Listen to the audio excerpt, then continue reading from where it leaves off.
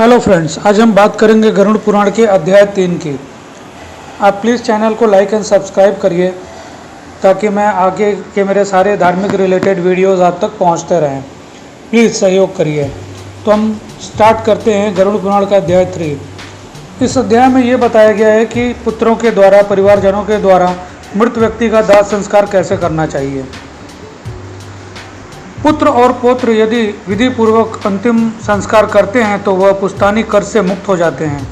दाह संस्कार के अंतर्गत 6 पिंडदान देने की विधि है। पहला पिंडदान मुख्य स्थान पर, दूसरा पिंडदान द्वार पर, तीसरा पिंडदान चौराहे पर, चौथा पिंड विश्राम स्थान पर, पांचवा पिंड चिता पर, छठा पिंड अस्थि संचय के समय करना चाहिए। शमशान घाट से आधा रास्ता पर रुककर लाश को स्वच्छ स्थान पर नहलाकर चारों दिशाओं में पूजा करनी चाहिए। तब इसे शमशान भूमि पर सर उत्तर दिशा में करके लेटाना चाहिए। जलने वाली जगह को साफ करके गोबर का लेप करें।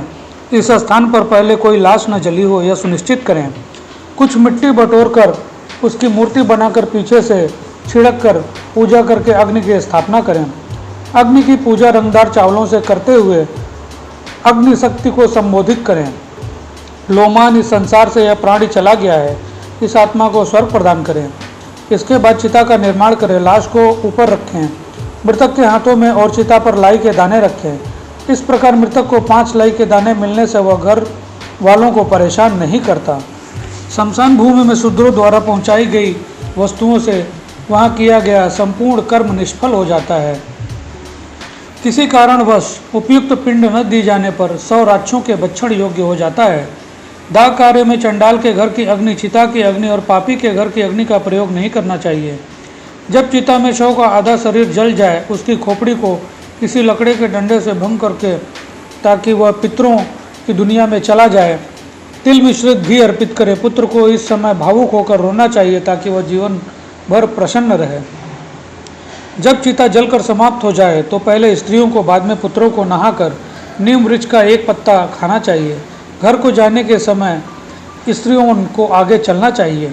दोबारा घर में स्नान करके बाद पुत्र को पहले गौ को खाना देकर पत्ते की प्लेट पर स्वयं खाना चाहिए, किंतु खाना खाने से पहले ही बना नहीं होना चाहिए। मृत वाली स्थान को गोबर से साफ करके एक दीपक जिस पर मुख दक्षिण की तरफ रहे 12 दिन तक उस स्थान पर जलता रहना चाहिए। अग्निदाह पंचक में नहीं करना चाहिए। जो प्राणी पंचक में प्राण त्यागता है उसकी मुक्ति नहीं होती है। दाह संस्कार भी नहीं करना चाहिए, वरना घर में एक और मृत्यु हो सकती है। मास के प्रारंभ में घनिष्ठा नक्षत्र के अर्धभाग से लेकर रेवती नक्षत्र तक का समय पंचकाल कहलाता है। पंचक में दाह संस्कार करना हो तो कुछ के मानवकार 4 पुतले बनाकर नक्षत्र मंत्रों से उनको अभिमंत्रित करके शव पर रख दें और उनकी पुतलों के साथ दाह संस्कार करें। पुत्रों द्वारा पंचक शांति भी करवानी चाहिए। 3 दिन तक चौराहे पर या चिता वाली जमीन पर एक मिट्टी के कच्चे बर्तन में, जो कि 3 लकड़ी की डंडियों से बना हो, दूध और पानी से भरा हुआ अर्पण करें। दाह क्रिया के बाद अस्थि संचयन क्रिया करनी चाहिए। इसके बाद दाह क्रिया के समय 6 पिंड तथा 10 गात्र के अंतर्गत 10 पिंडदान आदि की प्रक्रिया बताई गई है। चौथे दिन अस्थि संचयन करनी चाहिए। यदि कोई रुकावट न हो तो दूसरे और तीसरे दिन भी कर सकते हैं। शमशान घाट पर पहुंचकर स्नान करें। गर्म दुशाला लेकर अनाज का दान चिता वाली जगह पर देवी देवताओं को नमस्कार करके 3 चक्कर काटते हुए यामायात्व मंत्र का उच्चारण करें।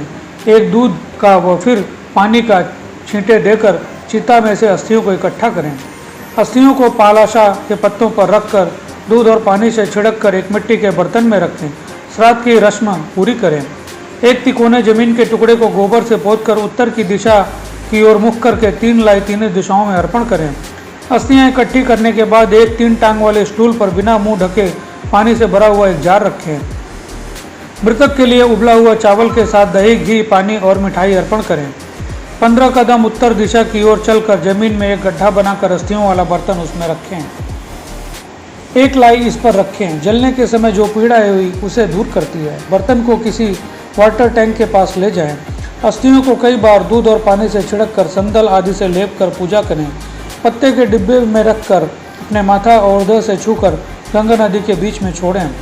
जिनकी अस्थियां पानी में 10 दिन के अंदर डूब जाती हैं वह आत्मा ब्रह्मलोक से वापस नहीं आती।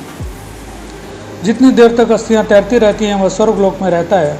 अस्थियां विसर्जन के बाद 10 दिन चलने वाली रस्में शुरू करें। जिनकी अकस्मात मृत्यु होती है उनकी अंतिम क्रिया कैसे करें।